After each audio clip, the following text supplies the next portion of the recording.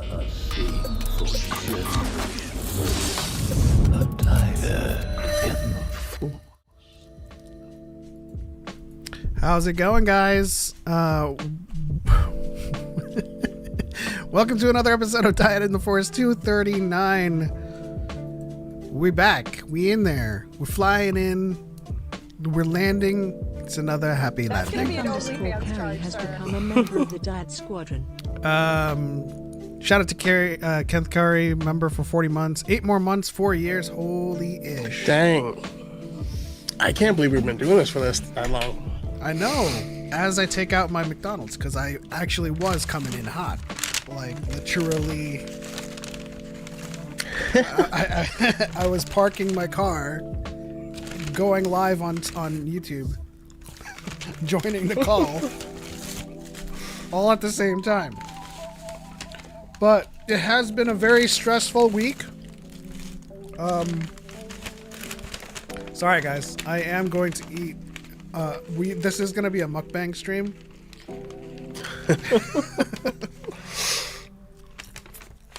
So, long story short, as Spooky Kitty asks, miss you, didn't we watch you last week? Yes, but we went through some tribulations this week. On Monday, September 29th, our channel was hijacked. And a lot of people, including subscribers of ours, messaged me in the morning saying, I'm assuming that that's not you streaming a Bitcoin scam. And no, it wasn't. We got hijacked, lost the channel, it was banned. I did work with YouTube security to get things sorted, get things investigated, and we got everything back to normal. And so that's why the thumbnail says we are back. Other than that, Guess who's back?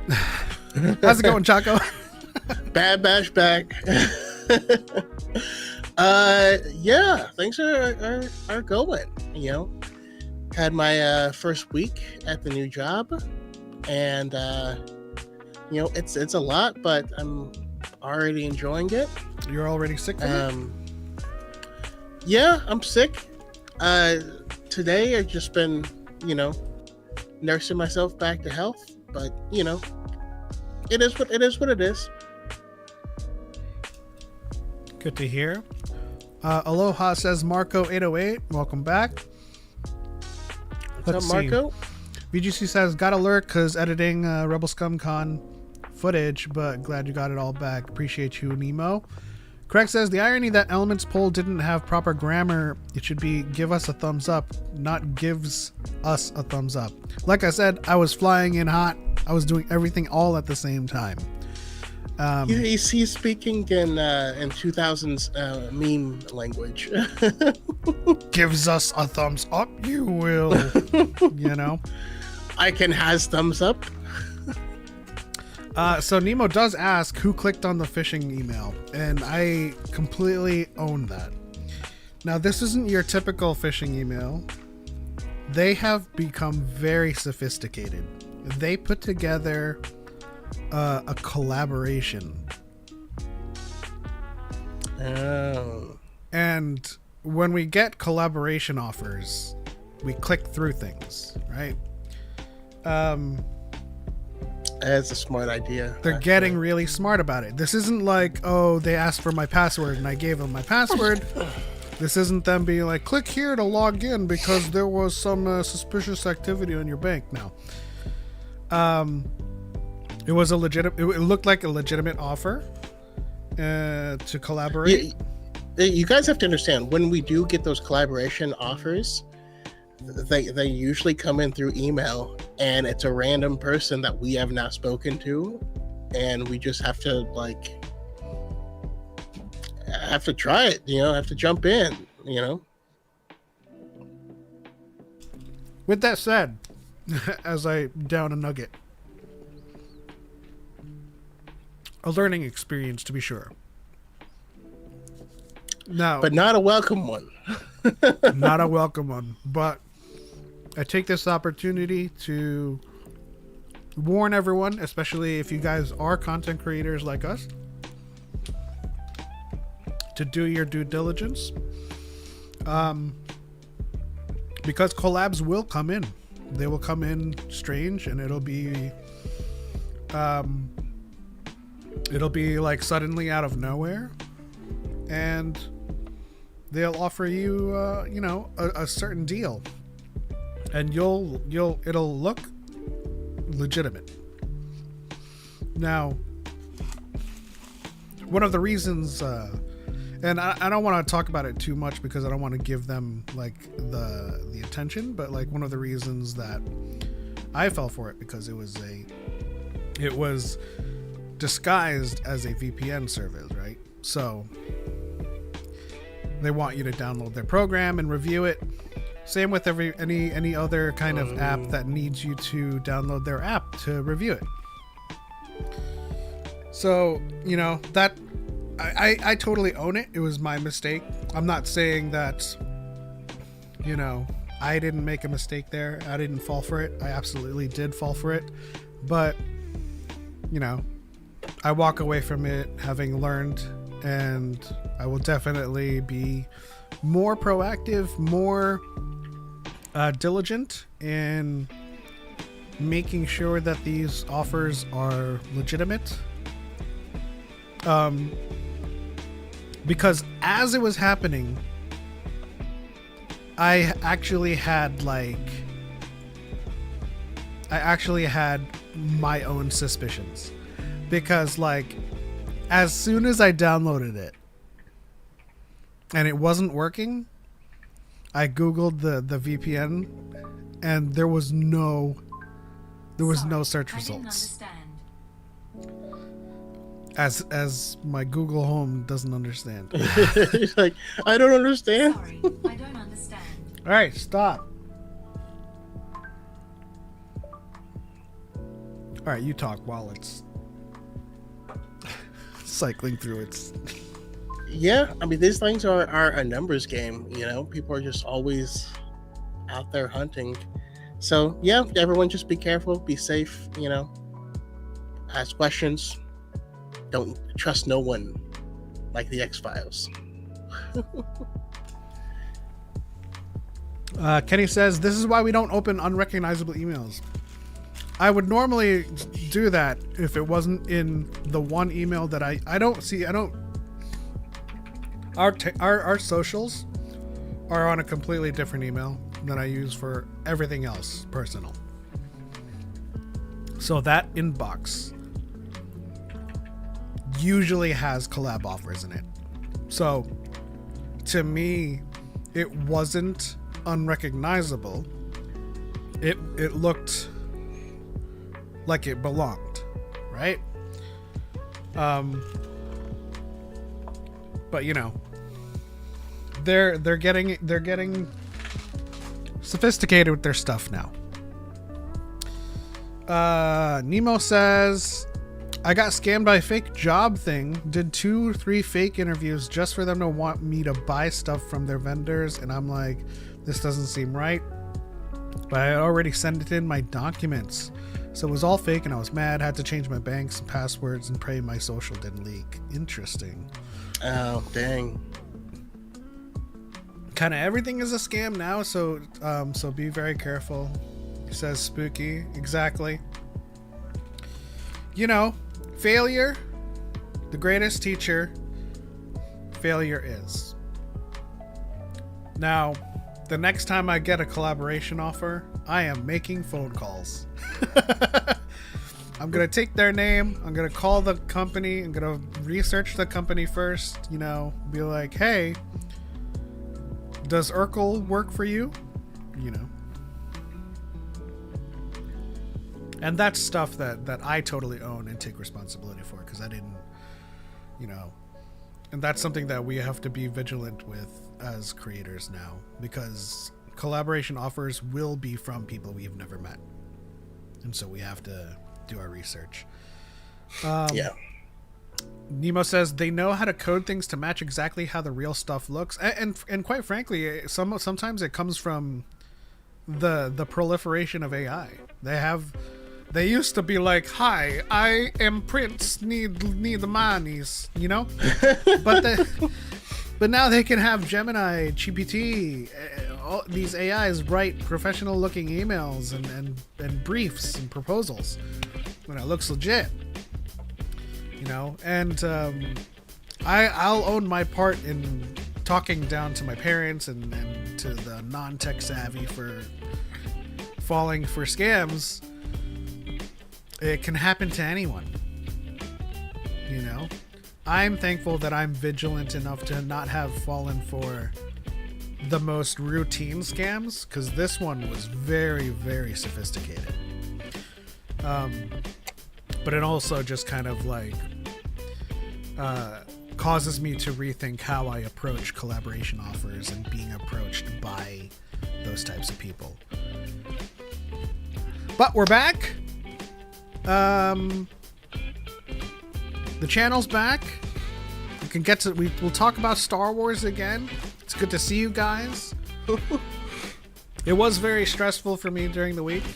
I didn't sleep all through Monday and Tuesday because I was literally going through net stats and task manager with Gemini, trying to identify suspicious malware and suspicious active connections. And thankfully Gemini was like, whoa, this connection right here doesn't belong in your computer. And I was like, oh, you're so smart. But yeah. How is everybody? How is the chat? How is your guys' weeks going so far? Did I ask you how your week is going? I know you said that it was your first week at the job. Yeah. You're sick, but anything else happening? Not a whole heck of a lot. You know, I've just been really diving into it, trying to get up to speed as quickly as possible. One thing that didn't happen is today is the date that originally the Batman 2 was supposed to come out. And so in honor of that not coming out, I got to ask you about Penguin. Because I remember talking about it on the show last week a little bit with you. You hadn't seen it at all. And I know you jumped into it after that point.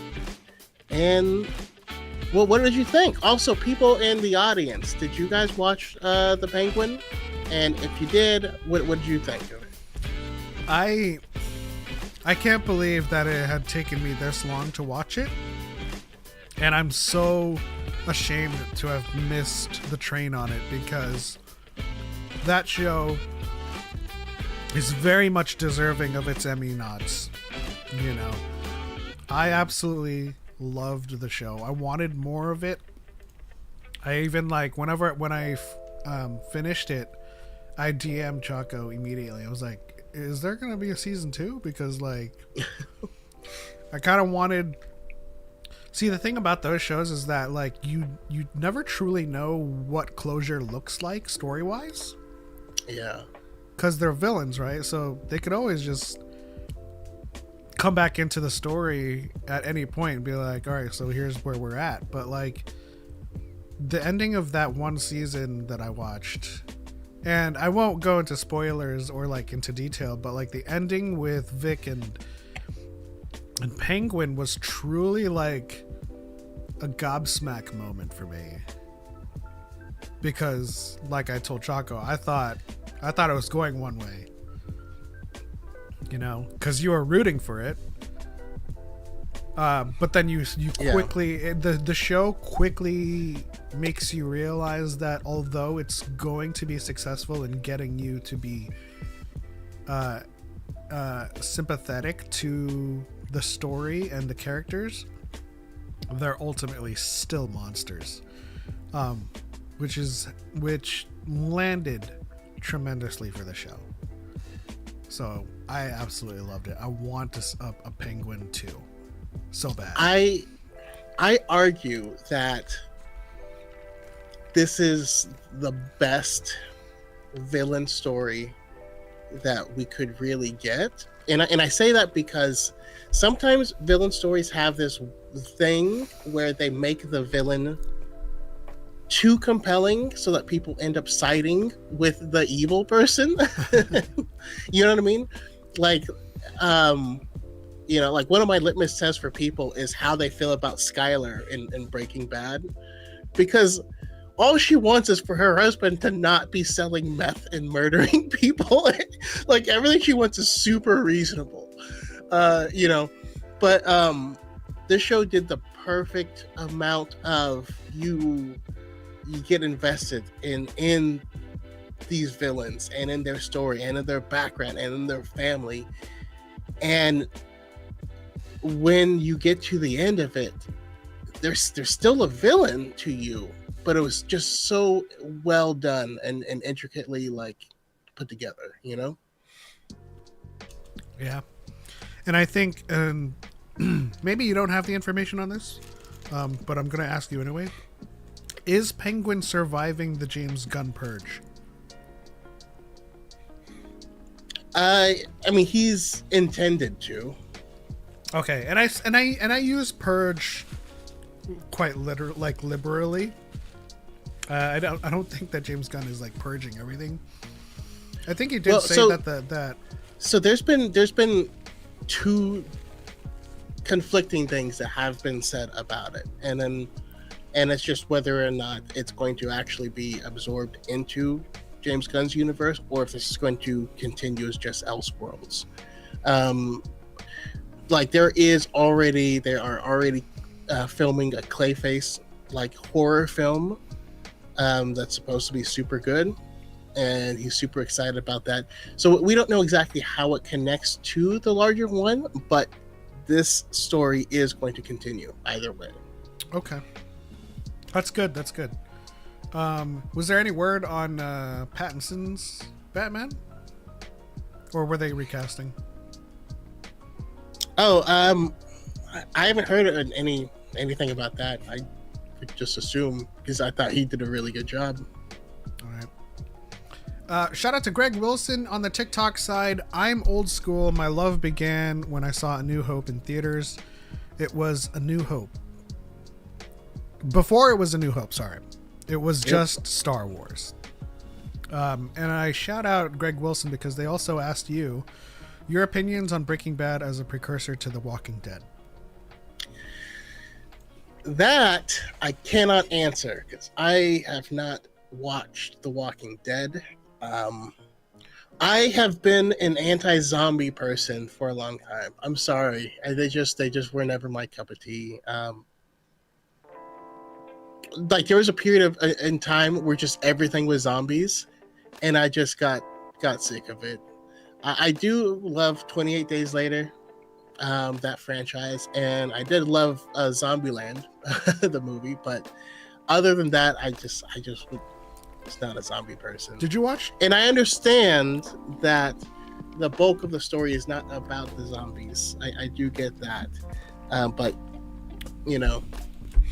what is it about zombies in particular, or is it just the zombie as like a type of monster? Yeah, it's not like there's not something about it. It's the opposite of that. It's just I have no interest in it. Which I'm assuming that you've been more than welcome in terms of us trying to get you to reverse that stigmatism, right? Because when you watch The Last of Us or 28 years later, you start to realize that yes, the stories are more than just about the zombie itself, and the zombie is just a metaphor for their obstacles. But did you watch 28 Years Later with is this Aaron Taylor Johnson? I have not seen the recent one. I've only watched the first two. You should watch it. I am planning to. Yeah, I just haven't gotten around to it. Let's see here. Nemo asked, "How's that McDonald's order?" You know what? My go-to used to be the Quarter Pounder Deluxe. but they have this new thing called a daily double, and that's a McDouble with the lettuce and tomato. So now I'm all about that. And they have a daily double meal that's like $6. So it's like, compare that to the rest of the menu that has, you know, taken on tariff prices. I'm gonna pay $6 for a daily double meal, which is basically the McDouble with lettuce and tomato, and then it's the 4-piece small fries, and then a drink.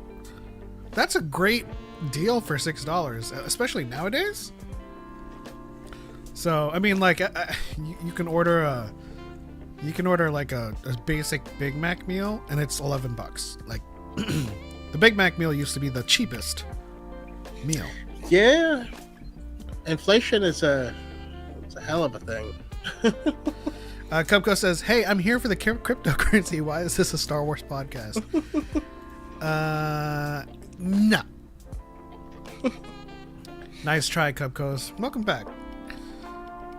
But if you'd like to buy Choco Coin, Chalk coins, yeah, Cho coins, if you're nasty. As far as we know, the DCU multiverse is a thing, but how far that extends is unknown. Okay. Yeah. So like the Batman, it would run adjacent to all this stuff. So they would potentially recast and get another Batman to interact with their Superman and stuff. But I like where exactly Clayface fits in. I have no idea.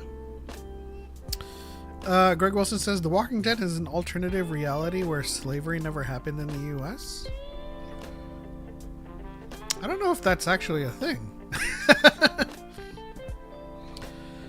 They did say the term zombie is never used in The Walking Dead. That's a term from enslaved peoples from Africa, apparently. Interesting. I do know that in The Walking Dead they're called walkers, and then some communities around, like survival communities, call them something else. I think some of them called them like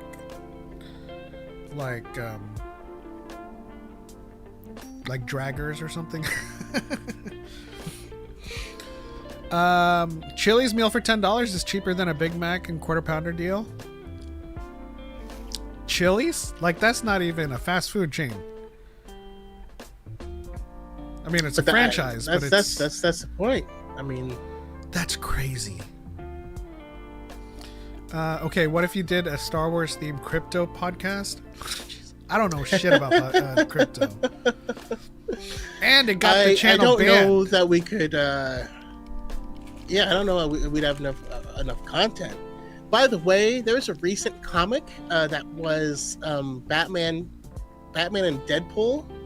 They did a crossover, and it was a great comic. You know, it was a really fun read, and they actually stayed true to the voices of each character, which I thought was really interesting. But in there, they actually have a short, and it's like the most wholesome, like, eye bleach thing you could ever read. And all it is Crypto the super dog and Jeff the land shark, and they end up meeting, and there's no words, obviously, because they're both animals. They meet, and then they play a game of volleyball together, and it's just adorable. Nemo says, me who only got things from the dollar menu. There ain't no dollar menu no more today. God. What do we have in the dollar menu? A McChicken? A junior bacon cheeseburger if you're a Wendy's fan. Now that stuff is like $4.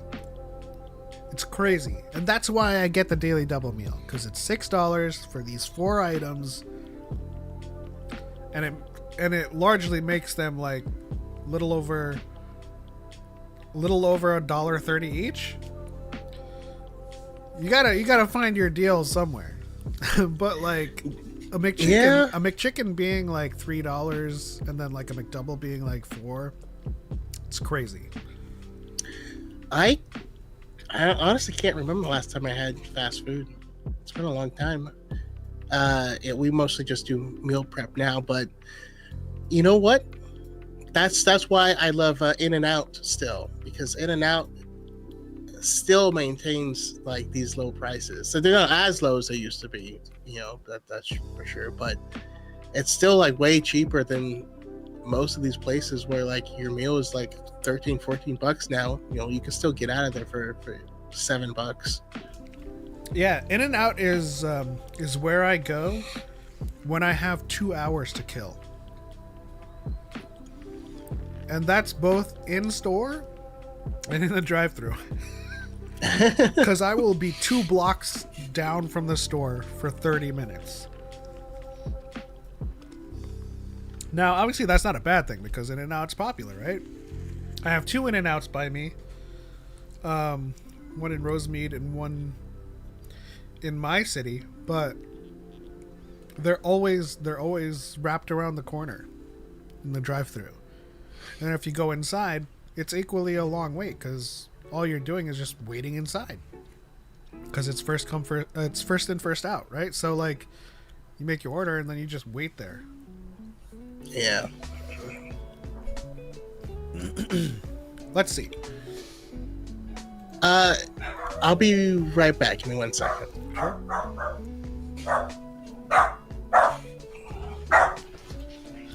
right, guys, you got me for a while alone. How's it going? Let's read all of your comments. Cheapest thing is a $1.39 small fry. Dude, I don't even know if small fries are less than $2 now. E-Ray Scarata says we have like 4 In-N-Outs in town for this reason. Yeah, I know, it's crazy. And the one that I was talking about within my city has closed down temporarily to expand its land plot. So I think they're just gonna make a really, really large drive-through lane because it was getting bad. You guys watching Critical Role Campaign 4? I still have to watch the second campaign. Let's see here. You back? Yep. No, you do not have to watch a second campaign. You can jump in on this campaign because it's a new story, new characters, new DM. So if you were going to jump in, now's the time to do it. No Matt Mercer?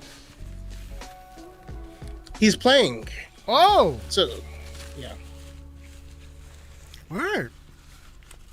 That's very interesting. I guess I'll just jump in.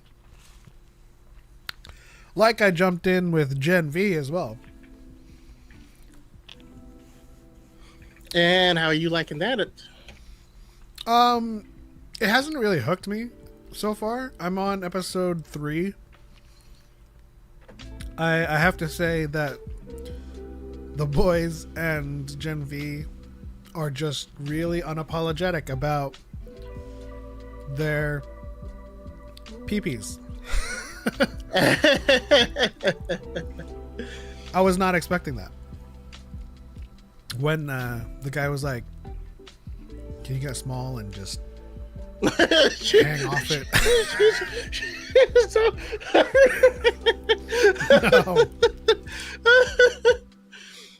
No.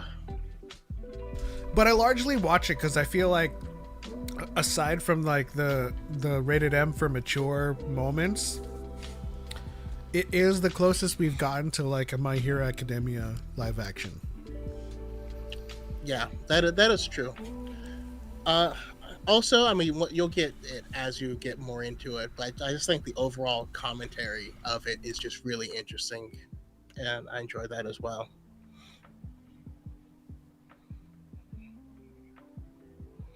But for those of you who has the first like episodes of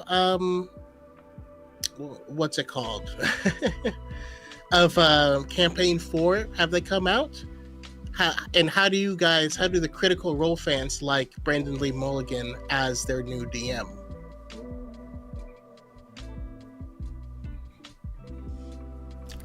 I've seen some of his stuff. Yeah, he's a fantastic DM. He's really good. Before that, he was on doing a lot of the stuff for Dimension 20.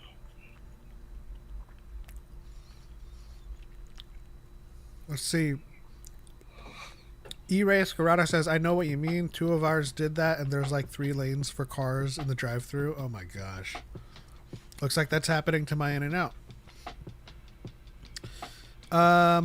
Lord Goop says, curse it starting at 3 a.m. If it was earlier, I could have watched the whole first episode of Campaign 4. Because it starts at midnight? West Coast? Oh, that's interesting.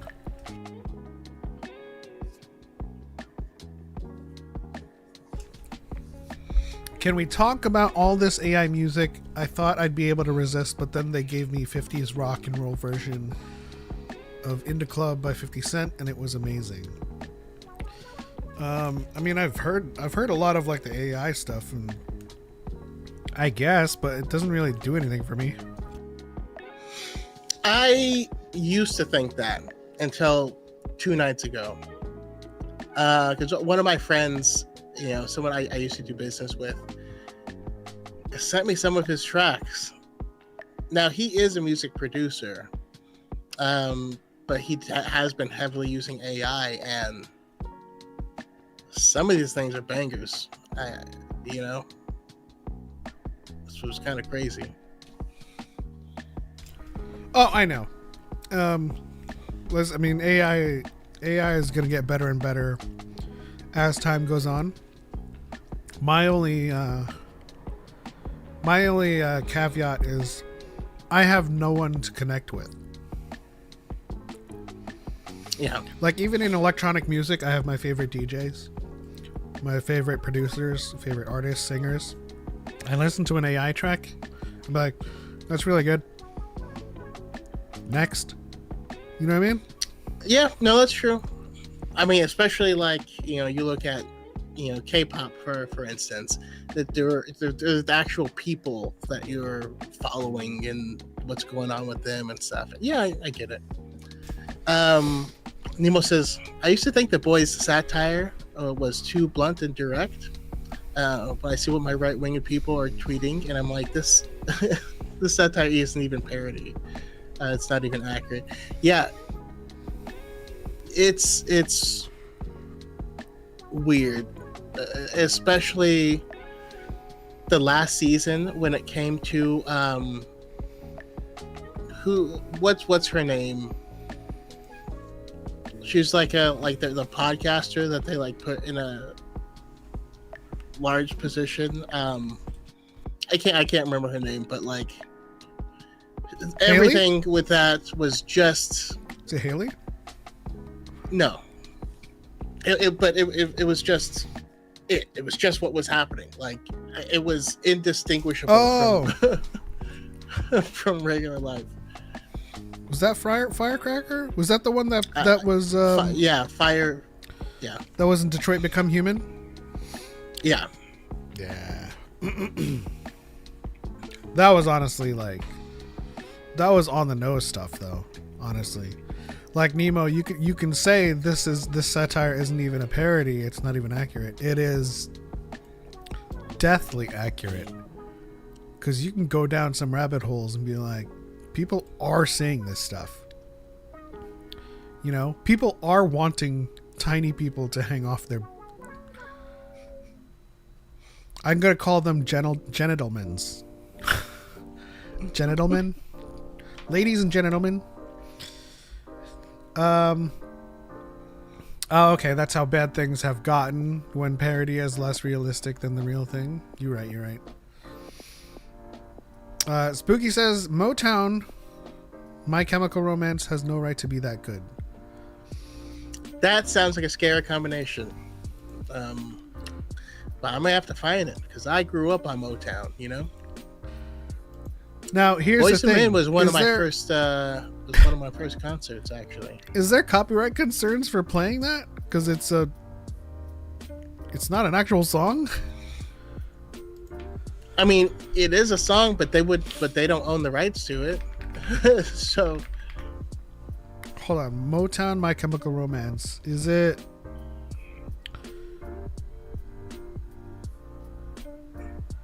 Because there's a bunch of people that's doing like Motown covers. They're real people. Unless there's like an actual AI version that you guys... yeah, we would probably just want to get an actual link from someone. Otherwise, it could be a different version or whatever. I have here, Welcome to the Black Parade, AI Soul cover. I mean, let's kind of check this out real quick. Let's see what it gives us. I'm not gonna play the whole thing.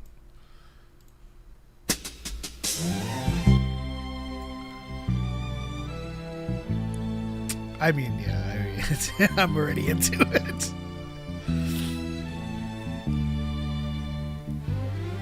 When I was a young boy, my father took me into the city to see a marching band. Yeah. I mean, yeah. That sounded really good. That's crazy. Like, that had, like, different, like, vocal tones, too. Like, they accounted for, like, having, like, airy, like, breathy voices. Oh, man, it's wild now. Yeah.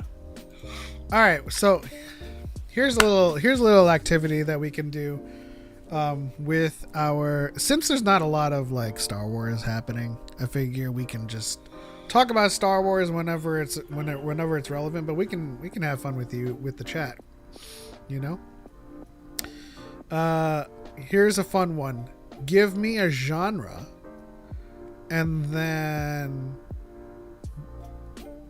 a famous band or group or artist that is not of the genre. Like, I'll see if it exists on YouTube, but like, if you were to tell me R&B Skrillex, like, do something like that. I mean, it's not quite the same, but I follow Mac Glocky, and basically he grew up as in our era of music, and so his entire channel is just people requesting songs as if sung by, you know, Deftones or Blink-182 or Smashing Pumpkins or, you know, all these different ones, and they usually turn out pretty damn good. I need to hear this though. I just saw the thumbnail. It's Soul Creed Higher. Hey, Boba Fett, how are you doing today? How's it going, Christy? It's like, can you take me higher? Let's see.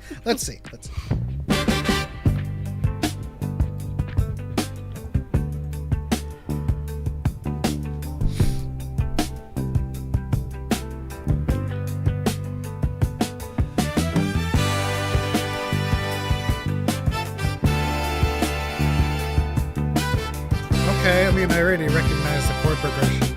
It's a bit of a... Oh, yeah. When dreaming, It's so good!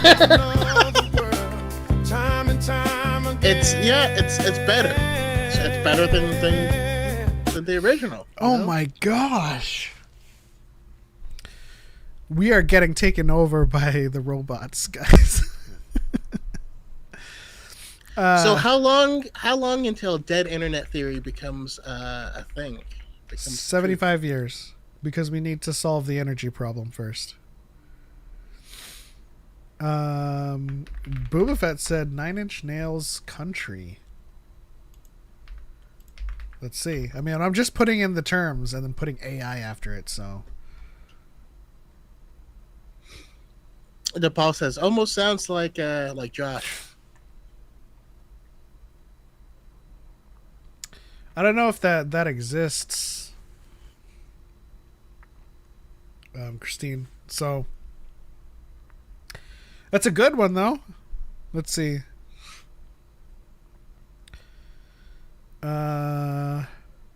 Pearl Jam hip hop.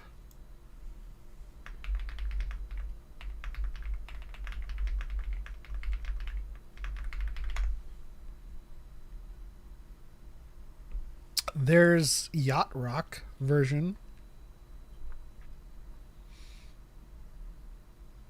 Oh, another thing that I have been into recently, and of course, I mean this is an AI, but people figured out that a lot of metal, like speed metal and stuff, is really just surf rock with distortion, and so they started covering songs like back and forth. So Beach Boys style music with heavy distortion is regular metal, and then taking metal songs and like it's crazy. Hank Hill Higher. Oh, is that the one? I'm gonna pass on that.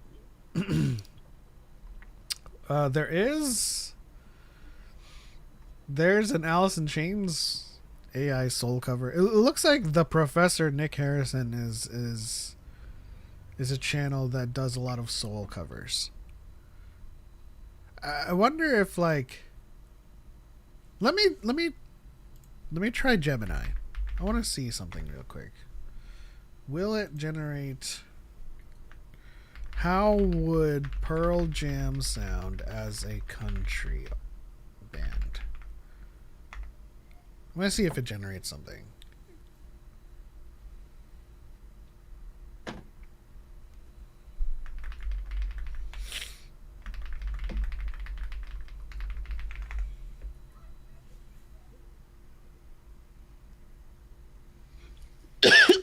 No, Gemini can't do audio. I mean, it's probably a specific thing that they're using. Much like Midjourney and Dolly and stuff. Yeah. So it looks like that particular.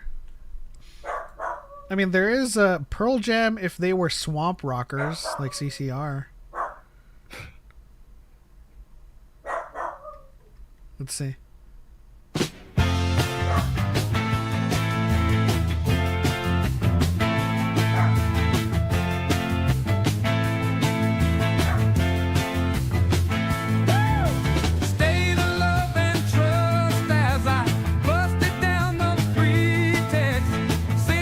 I need to hear the de facto Jeremy. Hold on. It's like, yeah, I don't.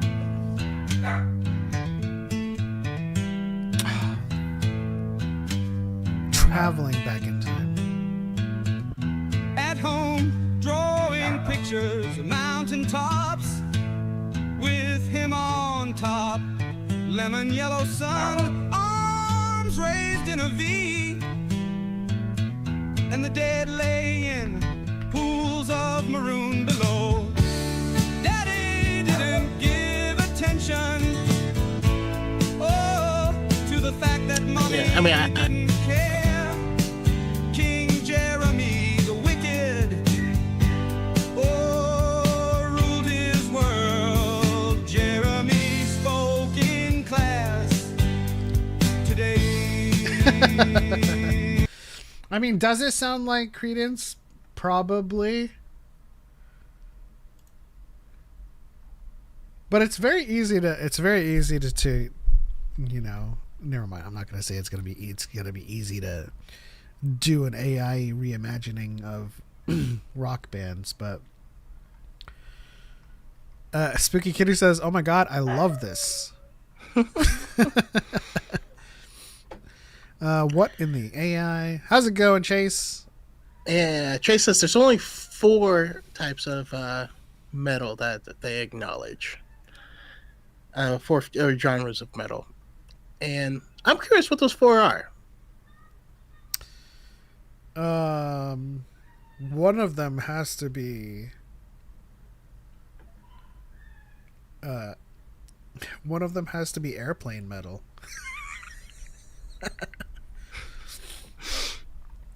I don't know. Jeremy Pearl Jam Yacht Rock. Yeah,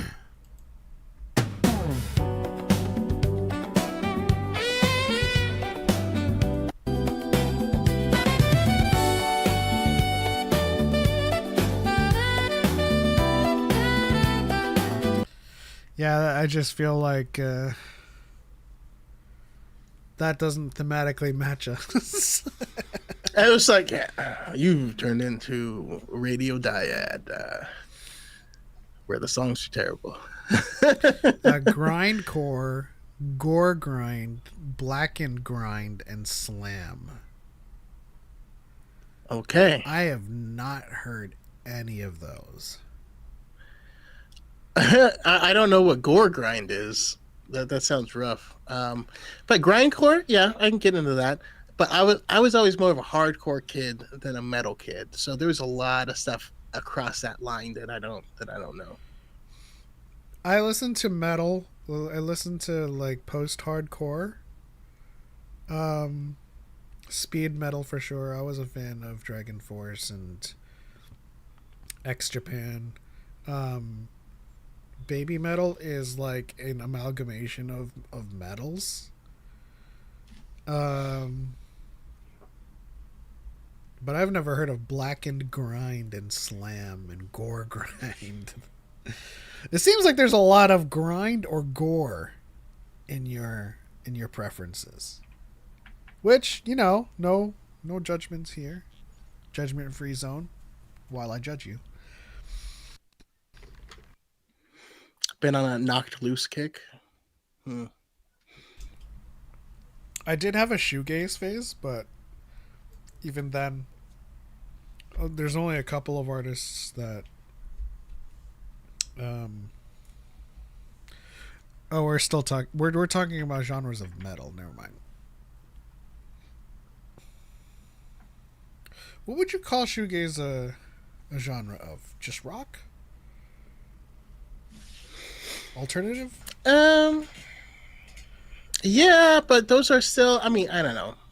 It's hard to say because even within the shoegaze category, you can still be different things. You know what I mean? Like, Yeah. I don't know. Hardcore and punk, I am more forgiving on. Post-hardcore stuff, power violence. I've never heard of power violence. There is a lot of like these names. I only ever kind of latched onto like I suppose the more mainstream terms. Shoegaze is a part of post-hardcore. I suppose that can be true.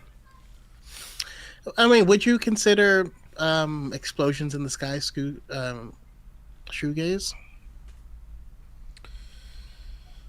I don't think I've heard them. Like I said, I've only ever listened to a couple of artists that is escaping me, but not like Red Sparrows or Russian Circles or. Well, the first thing that comes to mind is My Bloody Valentine, right? Okay. Yeah. I'm looking it up now because like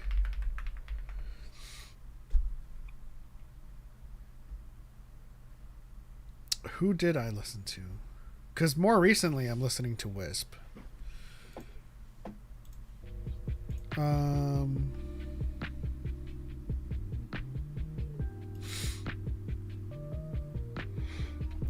I even hold on. Okay, so Chase says yes. I also put stuff like, what's that? Deathhead. Sorry, it's a little cut off for me. A Nice Life. Okay. So I'm picking up what you're putting down. This one? No, it was Chase's comment, but You're past it. yeah, Deaf Heaven. Okay. I'm just gonna go back to texts. Because I did text someone about, because they were asking for shoegaze.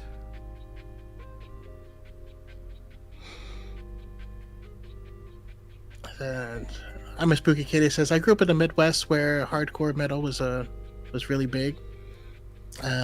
There's always this far right vibe. You know, there is I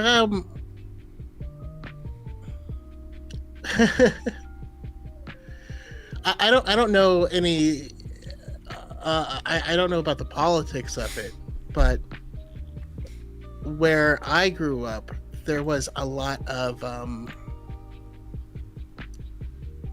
hardcore areas where it would cross over into like it was like Christian hardcore, and there were places where I was not welcome. So maybe those were the same thing.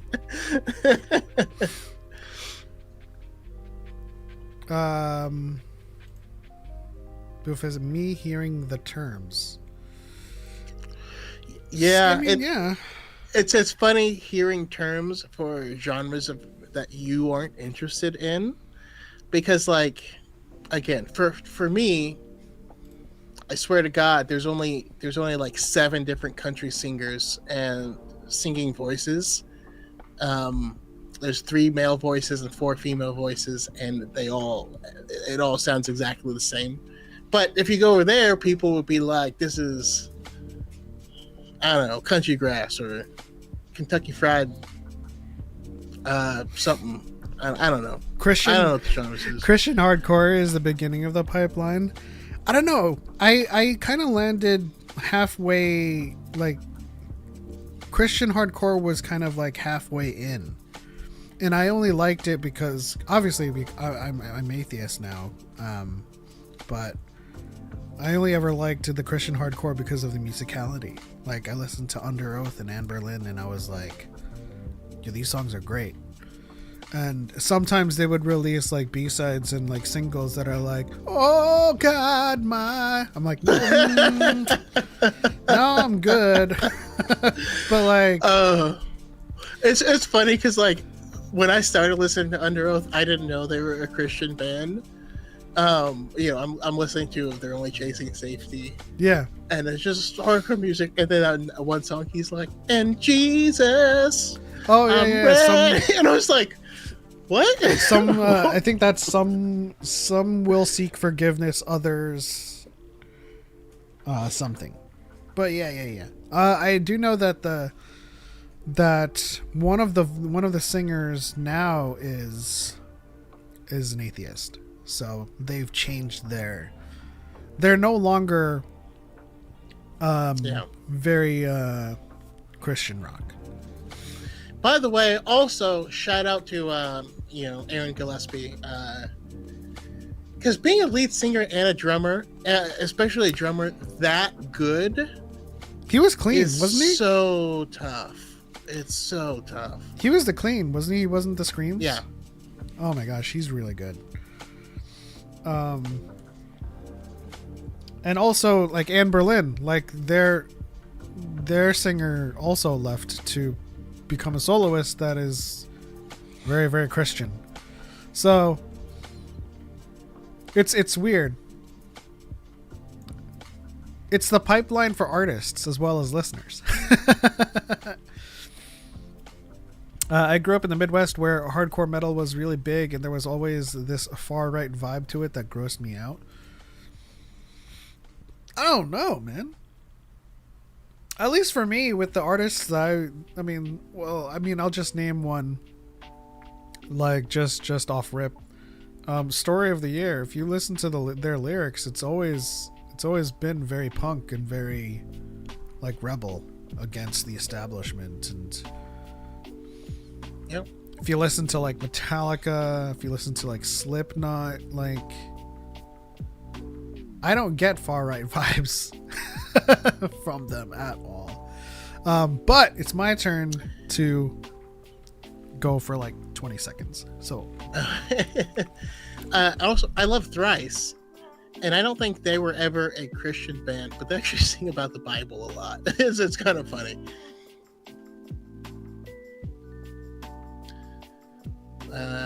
Let's see here. Most extreme metal bands are very left-leaning. Yeah, I mean, there's a lot of music scenes, especially, punk and hardcore scenes, where their big thing is inclusion, right? They just want everyone there and everyone to have a good time. And they're like they're really, it's interesting because like where I grew up, there was a lot of judgment on certain people around how they look, and then like nowadays, like I'm a lot more comfortable. I see someone with a lot of piercings and stuff, I'm like, oh, cool. They're probably better. I don't know. Also, guys, stay tuned for our next video that's going to be uploaded where we react to bot comments. Because I don't think I had that uploaded. But it's there. What were we discussing? I just talked a little bit about Thrice, because it's funny that they were never a Christian band, but they do actually sing about the Bible a fair deal. Yeah, they also have a lot of like they have a lot of like lyrics that tread very, very like borderline to very spiritual themes. Yeah. I mean, I would argue that like Artist in the Ambulance in particular has very spiritual lyrics. Yeah. Oh yeah, absolutely. Cattle decapitation follows my favorite ethos. Chase, are you Cattle talking? decapitation. Are you talking about the activity of cattle decapitation or another subgenre? I can't anymore. I can't keep up. You're going down a path I cannot follow. Also, can I just say that you guys rock? We have 6 viewers on TikTok. Thank you, Darth Angel, for the potion. I think that's the heart me. 799 likes, and we have a chat that's full and that's talking and not about Star Wars. We appreciate you guys, because even in a slow week, you'll still hang out with us and we can still have fun. And that is appreciative. I'd be a lot more energetic if I wasn't like sick, but it is what it is. It just kind of shows how much the intersection between fandoms, right? Because you guys, and I'm assuming this, you guys followed and subscribed for Star Wars stuff, but now we're having talks about Under Oath and cattle decapitation. It's great. Yeah, and that's what's so cool is no one is just nothing, right? We all contain multitudes, and that's why it's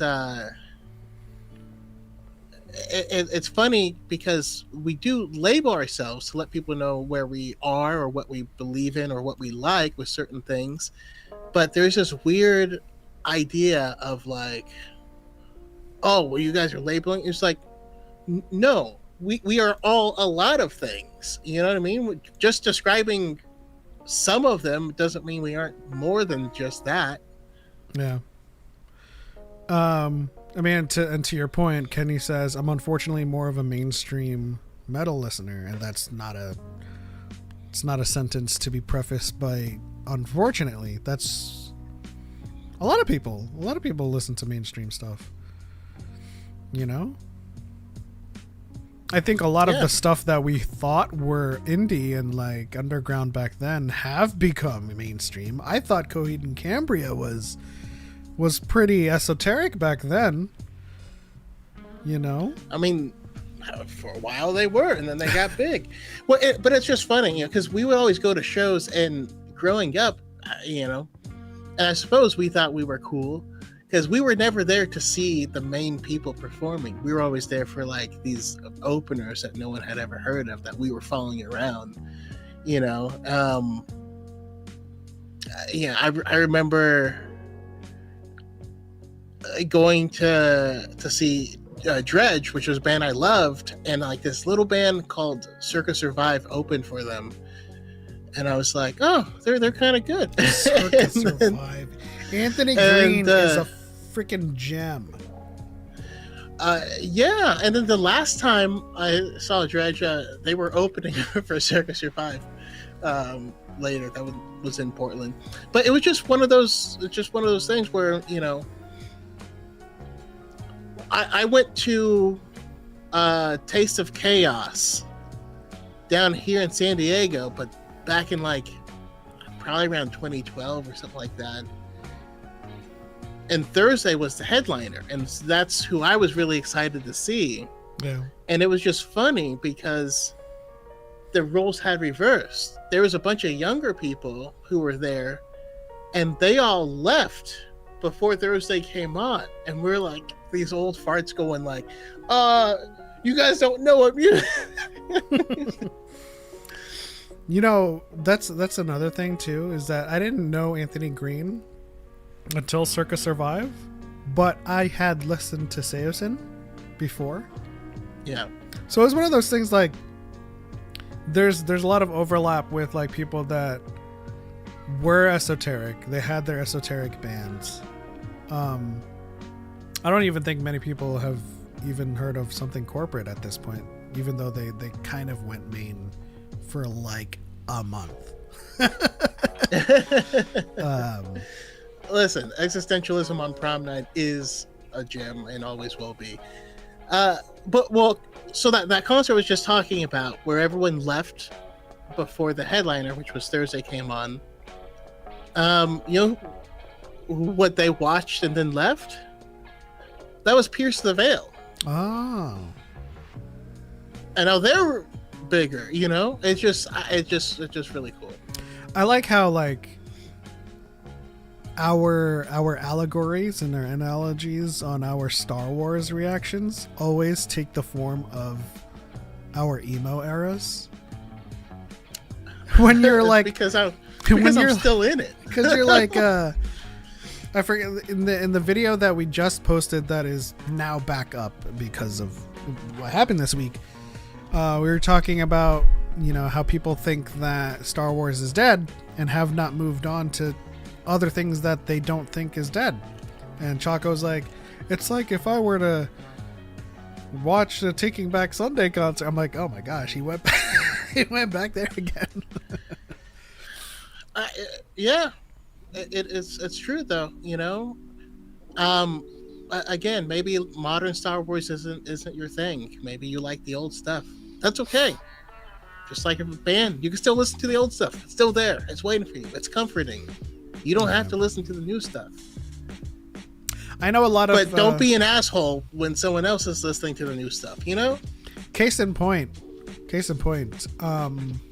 when, I forget his name, when the bassist for Taproot joined Incubus, I wasn't feeling the music that they were releasing. I mean, I liked Animali. I liked Megalomaniac, but like for the most part, I was missing that kind of, what would you call, Morning View and I know what you're, because I remember being so excited, and I picked up A Crow to the Left of the Murder on the day it came out, and I listened to it once and I was like, screw this. Later, I actually really like that album. Now I like just, a lot it's more. just very different. I like It's more just a very lot different. more songs than I did back then, for sure. Especially as I grew up. But like my main sound was from Science, Make Yourself, and Morning View, and like that was like Einziger's like biggest like experimental era. And when their bases left, like they started doing a lot more stuff that it just wasn't resonating with me. Yeah, that's another thing people don't always seem to forget, though. It's like the bassist leaves and people will be like, well, it's the same singer and stuff. You don't know what their writing process is. You don't know what input that previous bassist had in their songs and their song selections and stuff like that. One person switching out can make all the difference. And sometimes your lead singer is not the person who writes the songs or who writes the melodies or anything like that. Oftentimes, you know? Oh yeah, and there's also a clear Like, I still maintain that what was it? Chiodos getting the drummer from Scary Kids Scaring Kids was a bigger change than the lead singer changing. Like, the music changed more because of the different drummer than anything else. But and we could point to, I mean, Seosin as well when Anthony Green left, and we had Corver. Was it Corver? No, Kyle.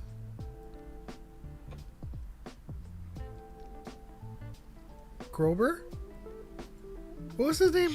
The music stayed the same for the most part, and I think like if we look at like Bring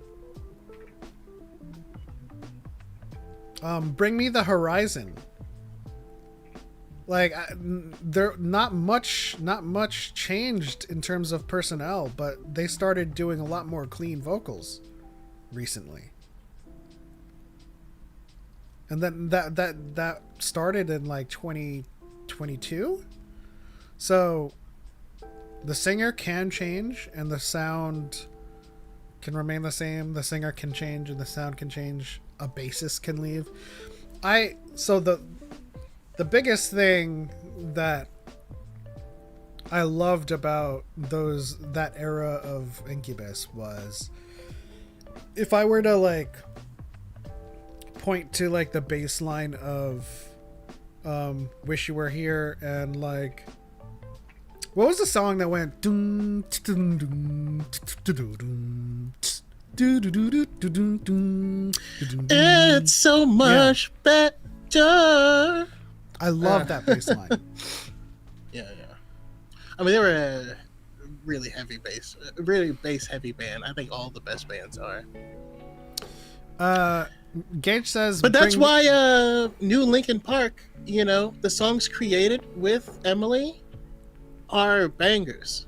I love she her. doesn't sound like Chester, though, you know. Gage says, Bring Me the Horizon gave up because he destroyed his voice for years. That could also be a thing too, you know. Heard of Sonata Arctica? Yeah, I have not. I haven't listened to them though. I've heard of them though. Hot take: Bone Palace Ballet is the only good Chiodos album. I never listened to Chiodos, so take it away.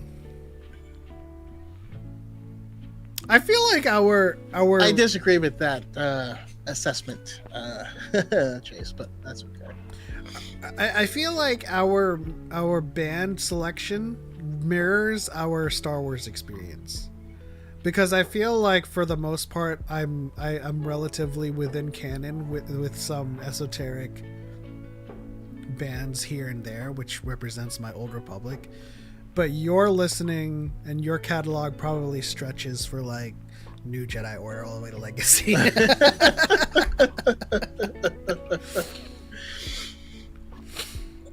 Yeah, I mean, life imitates art.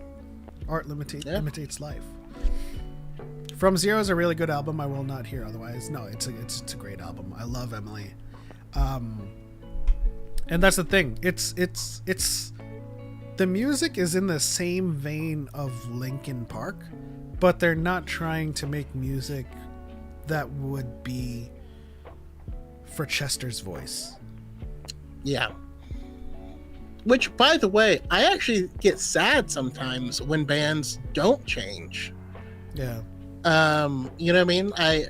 This was also years ago, but I went to a it was Silverstein and what's the other band? Cove Reaver was Seosin's singer after Anthony Green left. Like, oh my goodness. How did I know? Everything you said was Devotion, Desire. Ooh, now I can't think of the band. Anyways, I went to one of their shows, and it was like this was what I listened to when I was 16, 17, and I go see them later, and like a decade later, and their music hasn't changed at all, and they still have. The crowd is still 16, 17-year-olds. And it just felt really weird. You know what I mean? I was like, oh, I'm going to have fun. I jumped into the pit. I swear to God, I might have killed someone in there. I was like, nope, too old. I'm too old for this. Can't do it. He's like, nope, it's too old. It's too old. Spooky says, "Are you in?" Did you name that, or were you just singing to the bass line? I mean, I got to that part and remembered "Are you in?" but I sang those words, and so I assumed you knew that was the name of the song. Let's see. Sonata Arctica. I'd recommend Flag in the Ground and Last Amazing Grace. Okay, I'll check it out. Loud Dispute is good stuff. Also, Seosin actually did an anniversary performance. I forget. I think it was in San Diego or Irvine, but they had Cove Reaver and Anthony Green, and they did like a nice little combo concert with the two of them. It was great. E-Ray Scarata says, LP just isn't the same without Chester. No hate to Emily, but I personally think the band name could have just changed to From Zero. I'm gonna disagree with that. I think Linkin Park transcends a sound, transcends a certain singer. I think, and this is not to say that you're wrong, E-Ray. I'm just kind of disagreeing here. I think keeping the Linkin Park name was more of a actual tribute to Chester than to just leave it behind, because I think in all of their openings, when they're introducing the band members, they say, and on vocals, Chester Bennington. Like they still introduce it. Yeah, I mean, they existed before Chester joined, but more than that, as someone who's like played in a lot of bands, I can't explain. It's not the sound. You know what I mean? It's not the sound that makes the band. You're right. A band's sound will change over time. It always has. It always will. And members will come and members will go. But it's the writing process. There's a certain vibe. There's a certain energy when you guys are in rehearsal and you're writing songs. And you can feel a shift when it's not the same band, or if it, you know what I mean? Or if you've just changed a member. And so that's something you can't explain. And I guess, if you were really drawn into the music because you like Chester's voice, then that would be really, really jarring. But yeah, I mean, like to me, it still sounds like Linkin Park, even though it has a different sound. Whereas like Fort Minor doesn't sound like Linkin Park, I would argue that just as Chase says, they've changed their sound from album to album, but the vibe has been consistent, and From Zero follows that tone. I would argue that going from Hybrid Theory to Meteora was a tonal shift, but it still kind of was consistent in vibe. Oh, just as Chase said. I'm just repeating what Chase said. Yeah, I mean, I again, I'd argue that shift from Meteora was a larger tone shift than this one is. I knew right away they'd get a woman to replace him. Chester's register was insanely high for a man. Well, also Chester's scream vocals were uniquely like tremendous. Yeah. The other thing about being in a band is like, especially in this case where someone passed away, is you don't want someone to cover, right? You don't want a cover person. You want a bandmate. You want someone who's going to write songs, who's not going to just, well, what would this person do? You know, A role player, basically. You don't want to be a cover band of yourself. It's kind of, I don't know. Shout out to Cal4, our senior correspondent to the stars. Welcome back, you schmexy devils. We are back indeed. Welcome back as well, DYAD member for 50 months. Jeez. How many years is that? But again, if it feels different, it feels different, and that's exactly what we're saying about Star Wars. It feels different. 12, You can't hang with it. That's cool. More No than 4 disrespect. years. I did not like Meteora when it first came out because it leaned more into an alternative tone versus the electronic industrial influences of Hybrid. Yeah. I'm just gonna read Chase's sentences because it's exactly That's what gonna I be an Has OnlyFans become a charge, member of the sir. DYAD was thinking. Squadron. Shout out to Lord Goob, who's been a member for 11 months. We appreciate you. Hunters is officially gone now. Sad times. You know, I tried. Yeah, I know. Man, I still feel the launch of that game was just butchered, and I don't really think there's any excuse for it, but it's sad. Like, the game was released in a bunch of other places long before it came here. You know what I mean? Like, we played the game, and then 3 years later, it still hadn't come anywhere. You know? I feel like, and this should be established, like, in game development.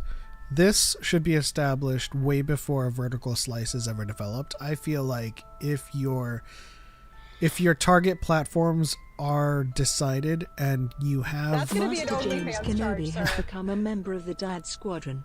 and you have a PC or console release in that schedule, then your MVP should be on those platforms. Yeah. So when they released it first on mobile, then they had to port it to PC and console. Then it was in trouble because then it was coming, and you would have had at the very least me and Choco get the game and start playing it. Aside from anybody else that was going to play it after they released it. But they didn't. I was excited. You know what I mean? Like, I was making videos about it in 2020 because I couldn't wait for it, you know? And they even reached out to me to, like, make a commercial, which I did. But yeah, they just, you know, and then we played the game at Star Wars Celebration, and then it just didn't come out for a number of years, and then it finally came out on Switch, which I don't want to play. And then they were like, oh, it's releasing for PC, and then it never came out on PC. Master James Kenobi, shout out to being a member for 16 months, a member of the Squadron leadership, which affords you a chance to come on to the show whenever you want. So, Yeah, come on. yeah, let us know if you want to come on with any of these weeks. As a Squadron leader, you have that privilege. Wish they made it a PC release first. I know people who weren't interested solely because it was on mobile. I mean, exactly. Honestly, I think making something a mobile release first is, even if that is going to be your most, going to drive the most income because of people buying cosmetics and stuff, it gives it the stigma of a mobile game.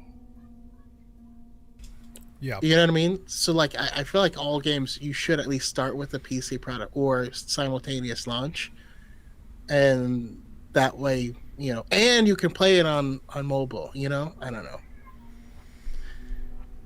E-Ray says, I play Star Wars Galaxy of Heroes. Never got into Hunters. Man, I should I played probably Galaxy of Heroes, too. re-download Galaxy of Heroes. But see, that's an example of a mobile game that's for mobile. And it's so good for mobile, Yeah. I was never anywhere near as good for it as, Discount Bo-Katan. Man, what a beast. Shout out to Hannah. We miss you. Where are you? John Jetfire. Wrong. Oh, there it is. Did you watch the new One Piece ep 1145? I have not. So this week, aside from shows that I have been watching, this week was sleepless. Like working 24/7 Monday through Wednesday with security to get the channel back. Like there was no moment where I could sleep soundly because I was waiting for emails. I wanted it back as soon as possible.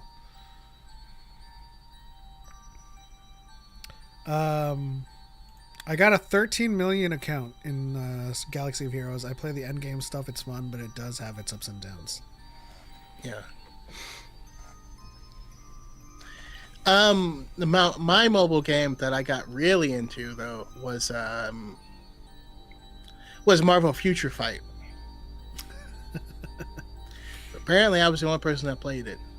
But man, they came out they threw out some of the most random and deep cut characters that you can imagine, and it was great. And of course, that's where they created Luna Snow. So back when nobody knew who she was. Yeah. Shout out to the TikTok side. We have 3680 likes. Appreciate you guys.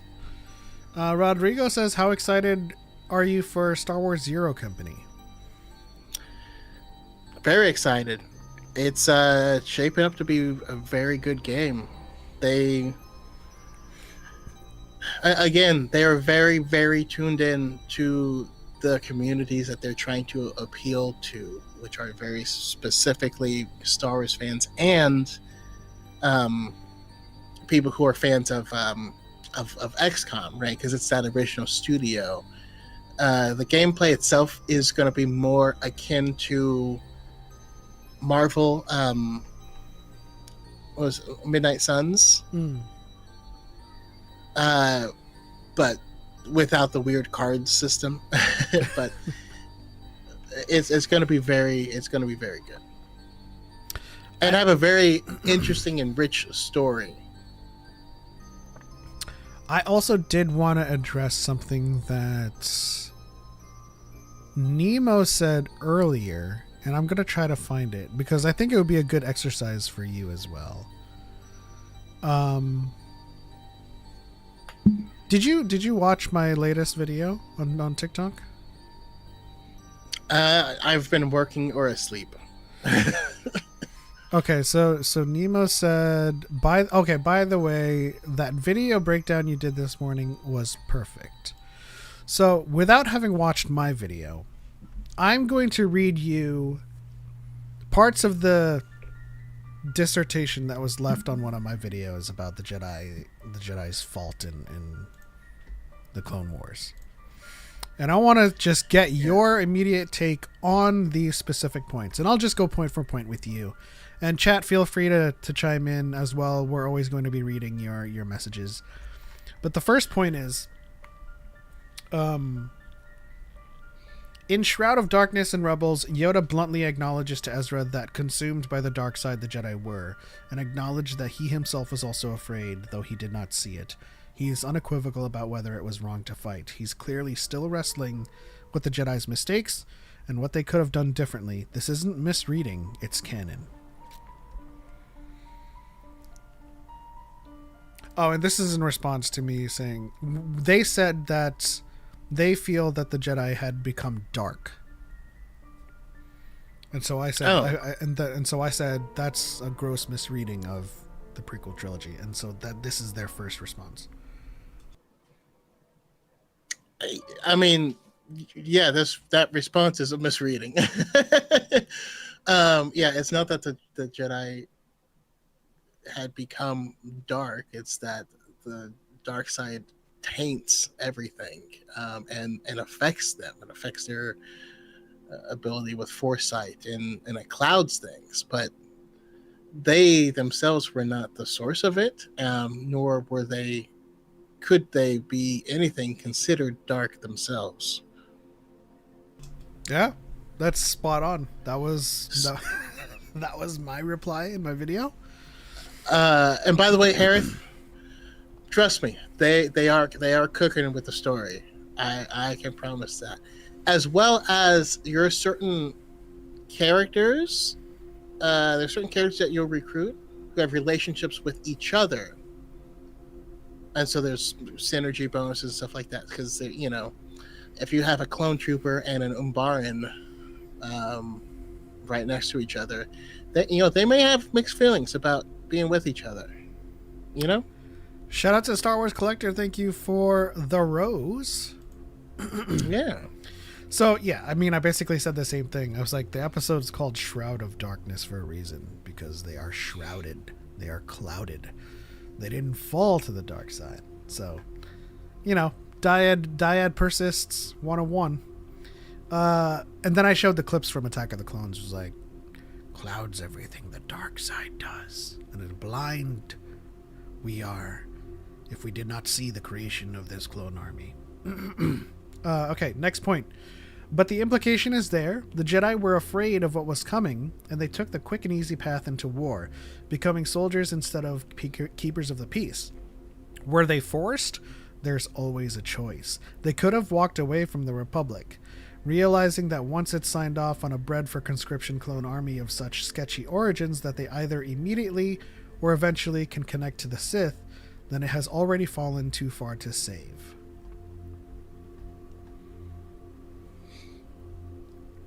I guess I'm not understanding this person's point, because it's not so much that what they're saying there is inaccurate, but yes, that there is a choice, and yes, the Jedi made the wrong choice, or they could have done something differently. But again, you have to follow the other side of the decision out to its conclusion, right?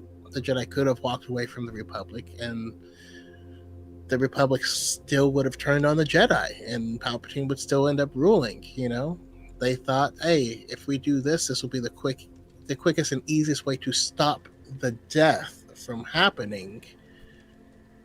The Jedi were the only people who viewed the clones as people, as sentient. They wanted to protect those clones as well. The Jedi didn't own the clones. That was the Grand Army of the Republic, and so they supported them. But again, at the end of the day, like, I have a hard time saying the Jedi were wrong in that, because they could have ended everything really quickly and then got back to business as usual if a Sith Lord wasn't intentionally prolonging everything. So I don't know. Yeah, my response was more in line with Star Wars Collectors. War wasn't the Jedi choice. They were already integrated with the Republic. Yeah. So, I mean, essentially what they're trying to say, when they said that they took the quick and easy path to war, they took no path to war. They were forced into war. They were forced to defend people from being slaughtered by robots. That was another thing. When they to say that they could have walked away from the Republic is like tantamount to they could have abandoned the people, right? And so, like, yeah, how do you reconcile with calling them peacekeepers when in the moment of trying to keep the peace they leave, they walk away from it? Like, what path is there? And that's again why I need everybody to read the novelization of Revenge of the Sith, because it very, very clearly explains, like, it makes Palpatine's plans very clear of of he's given armies. The Republic didn't have a standing army like that, right? So that's why they couldn't go into a civil war before, and everything, had to be solved by people talking, by diplomacy. And so Palpatine gave one side a droid army, and he gave the other side a clone army, and then started a fight. Like, I don't know.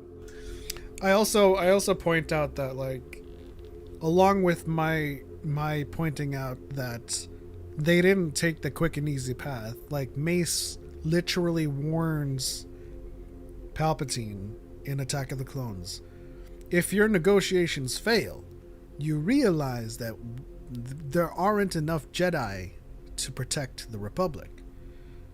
Like, he's warning him that they can't do this. Yeah. So the next point is they could have walked away and found some other path back to the light instead of choosing to be complicit. So my question is, what path to the light is there when an order of monastic peacekeepers have abandoned and surrendered life to the Sith?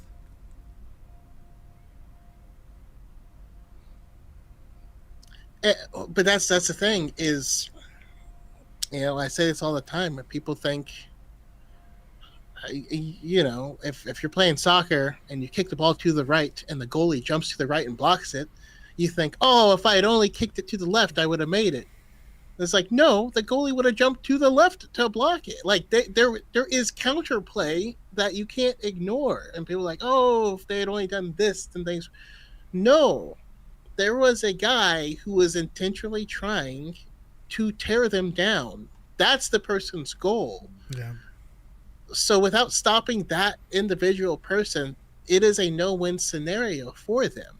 When the Phantom Menace starts, Palpatine is the Sith are in full control of the Republic. They're controlling everything from behind the scenes. They've literally already won by this point. They just need to put certain things in place in order to make their takeover like public and legal, but they already had the full influence over it. Yeah.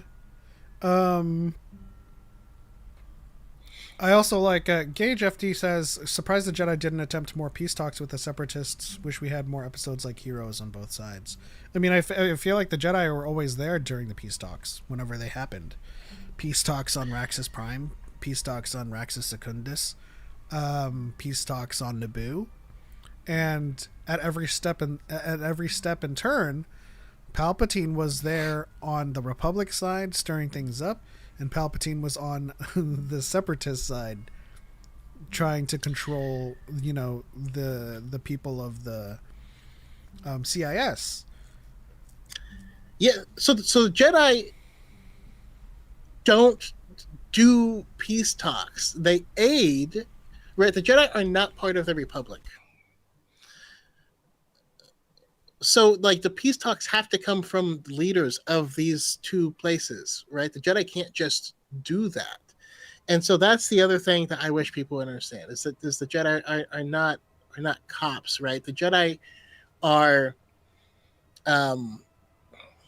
the Jedi are firefighters is the best explanation. If the Jedi have to be involved, that means things have already gone wrong. That there are things that were supposed to be taken care of by other people, and they weren't.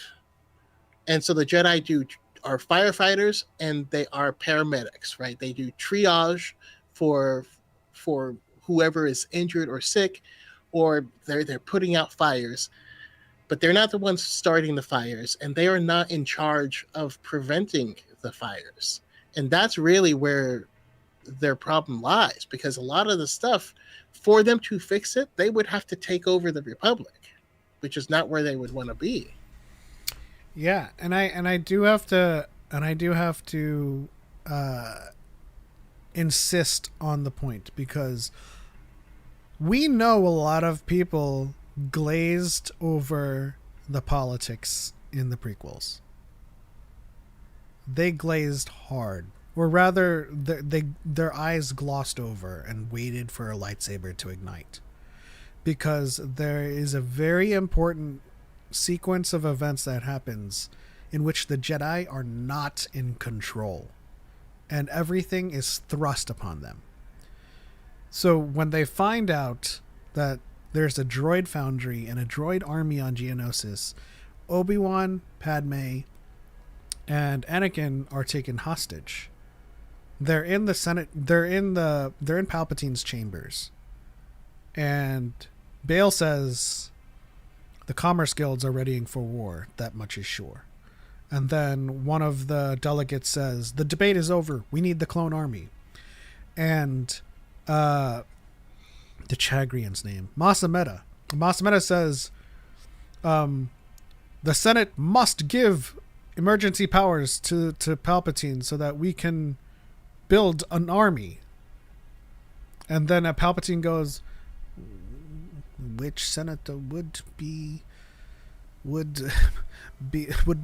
to make such an amendment? He's doing his old like weakling act. Jar Jar does it. And as soon as he does it, he's like, my first act. It's the sequence of events that leads to Mace going, well, I guess that's it then. I mean, like, I guess we're in this now, honestly. So, again, the war was perpetrated by Palpatine. The war was thrust upon them by Palpatine. Like, and this is why sometimes people put a lot of like blame on Jar Jar too, because it's like, you know, Padme was what is it, persona non grata. So like, Jar Jar was like, I'll vote emergency powers to you. It's just like, no. I just want to bring up how ingenious though Palpatine's plan actually was, because again, this is something that is very much glossed over, and that he never needed to kill Padme. He just needed to get her out of the way. Yeah. That's literally the only thing he had to do, and that's exactly what he did. And I love the scene where Padme is about to leave, and she talks to Jar Jar, and she's like, "You'll have to take my place in the Senate or whatever." And he's like, "Well, Misa, think this is a great honor." And he starts, and she's like, "That's enough." And she just dips. She's just like, "Shut up, I gotta go." And like, but like that act, that little tiny scene, that was Palpatine's goal. Yeah. In all of this stuff, in this whole assassination attempt, all he was trying to do was that little tiny thing. And once that little tiny, linchpin was removed, everything just falls into place. Yeah. And then of course I point out all of the things that we learn from Padawan Brotherhood, Rise of the Red Blade, Living Force, Palpatine's legislation that forces them into the army, that forces Padawans to the war, the funding allocation for Jedi outposts so that they close more and more outposts and centralize their power and presence on Coruscant so that they can more easily be taken down. But like where I ultimately fall on this is you take away the Sith, you take away Palpatine, and none of it happens. And that should tell you where everything stems from. Like you got Qui-Gon. I mean, obviously they don't meet Anakin because there's no like, they don't go to Naboo and they don't go to Tatooine at this point. But like, let's for a second entertain that they just happen upon Anakin because they're searching for a virgin in the Force, right? Qui-Gon's obsessed with this prophecy. If Palpatine's not there, if Plagueis isn't there, if the Sith are not planting seeds of malice in the Senate, then Anakin grows up, I'd say, perfectly fine. I honestly think, is there any extended canon that supports whether or not Palpatine set the even the Tusken Raiders on his mom? No, not that I've seen. I mean, I'd go so far as to headcanon that. Honestly. He's not above doing that. He's groomed Anakin, and he's set things in motion. To make sure that Anakin is right where he needs him to be. Wait, Plagueis is dead by the time of Phantom Menace. Yeah, but if we're going to headcanon, I mean, we don't know that. So is what I'll say. If I headcanon some of what happens in the Plagueis book, I headcanon the Plagueis book, even the Plagueis book overlaps with the Phantom Menace. Yeah, he wants to meet Anakin. But if we headcanon some of that story, we know that the Sith, the plan started already. It's put into motion already. Yeah.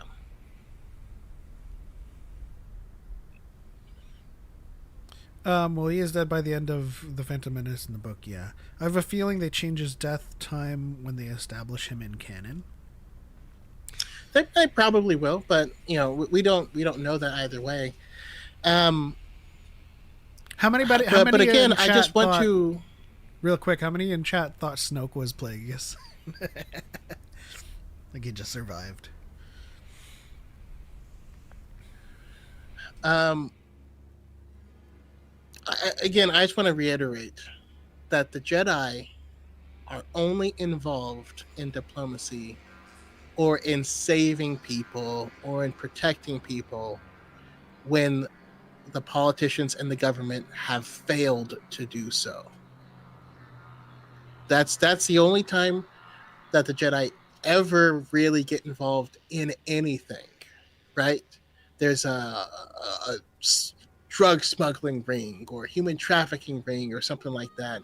Usually somewhere along there's a government official who's being paid off to not notice it, or there's some type of corruption going on or whatever.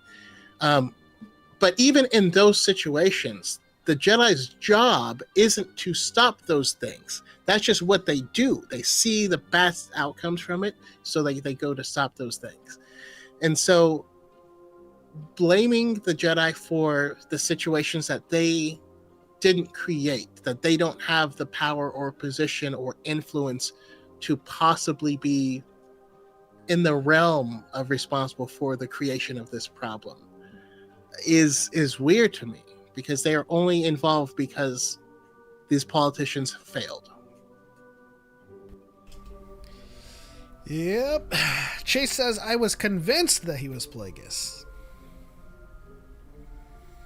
I mean, there was a small part of me that was like, yeah, it's not canon that his death was confirmed, only that Palpatine talks about the tragedy and that he was killed by his own apprentice. But like, maybe Plagueis figured out the immortality thing. But then again, like, Palpatine was always in the mix. Snoke had the right scars and everything. Except the wrong being species. a moon. I think the Jedi have lost their way in other ways within the war, but they didn't create the war issue. That's correct. Yeah. I mean, I think, if you ask me, the Jedi failed because of attachment. It's just what I've been saying is, for some reason, we always seem to assume attachment means relationships with people. But no, attachment is anything you can't let go of. And they became so attached to the Republic as it was that they couldn't adapt to the changes that were happening rapidly. And they were so hell-bent on defending the status quo that they ended up defending the wrong things. That's how I feel about it. I agree with how you feel about it.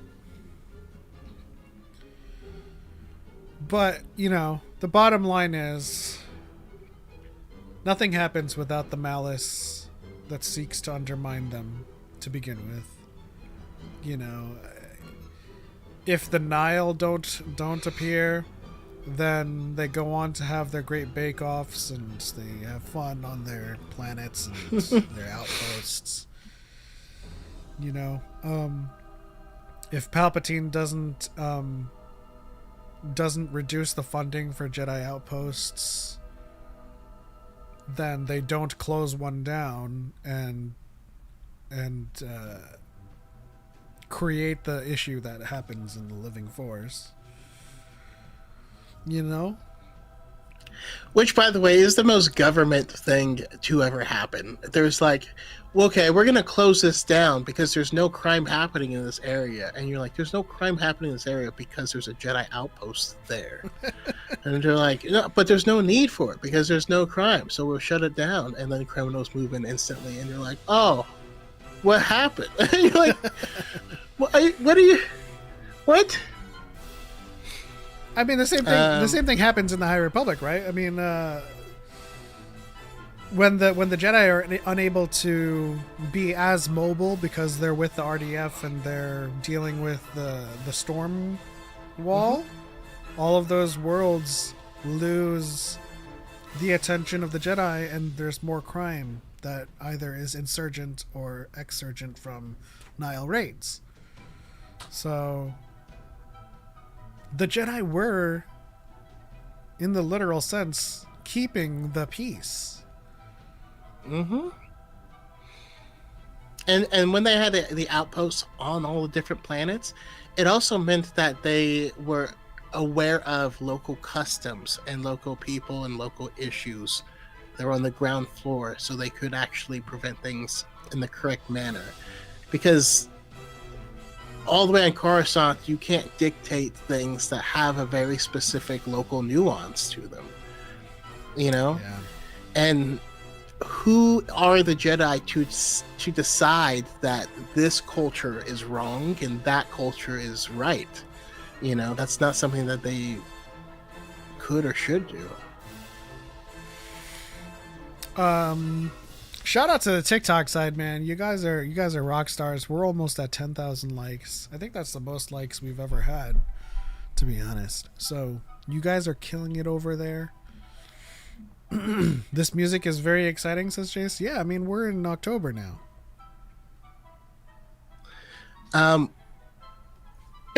I will say I'm starting to run out of voice. Yeah. I don't know if you can hear it. Oh, I can definitely hear it. Which is why I want to make the game where you start in the crush and then you go through the temples, because I want to celebrate Life Day as a youngling. I want to celebrate like trick or force. No, force or treat. Or force and trick. Chase says the Jedi started acting super skibbity and lost too many aura points. They basically relocated the temple to Ohio 6-7. Mm-hmm. Gosh, this how there's so much Gen Z in that sentence. It's crazy.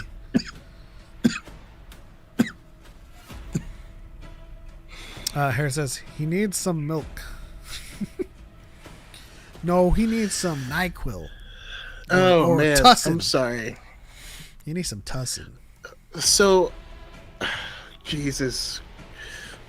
We were talking about Firecracker earlier, and so when you said he needs milk, I was like, my gosh. I'm good. Acolyte really would have shown more of their failings as well.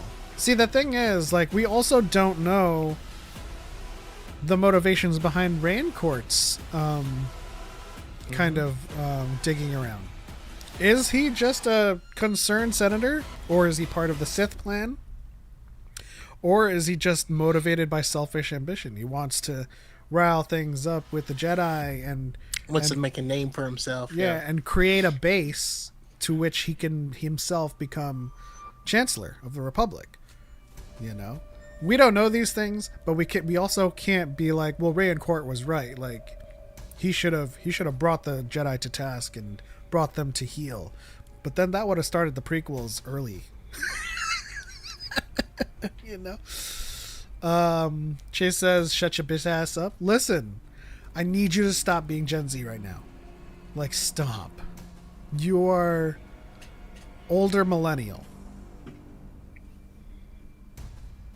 I mean, I try to be Gen Z, and I'm not gonna come down on Chase. Like, I say stuff like off rip and like, what is it now? No ball. Just because of Choco. Absolute cinema. Is that Gen Z too? I don't know. I mean, it makes sense to me. So He was right when we have the hindsight of the future media. At the time, he was still being a little much on the Jedi. Well, that's Rancor isn't wrong though. He's not wrong to be concerned. You know, like they are literally like what are you guys to us? You know, and I want to know. I want some transparency. But the Jedi in that situation are like, we don't have the answers. Like, we know this doesn't add up, and you are demanding an answer now to something that we don't know. So like, it's interesting because I think the way people discuss the Acolyte showing the faults of the Jedi, a lot of those complaints are kind of misplaced because it doesn't show the faults of the Jedi as an order. It displays the faults of individual people in the Jedi Order. Of an Jedi. Yeah. And so like the Jedi Order was like, leave them alone, don't do this, and he ignored them, and that caused the entire problem because he was doing something out of, you know, selfish reasons, to be honest. And that's what Senator Rancor was concerned with, right? You can't control people's emotion. And so Anakin ruins it. By the way, I just want to reiterate, I can't stand people who are like Jedi, like, hey, Anakin, don't do this thing because if you do, you might fall to the dark side. And Anakin goes, I'm going to do that thing anyways. And then he falls to the dark side. And people go, well, it's the Jedi's fault. You're like, no! They said, don't do that.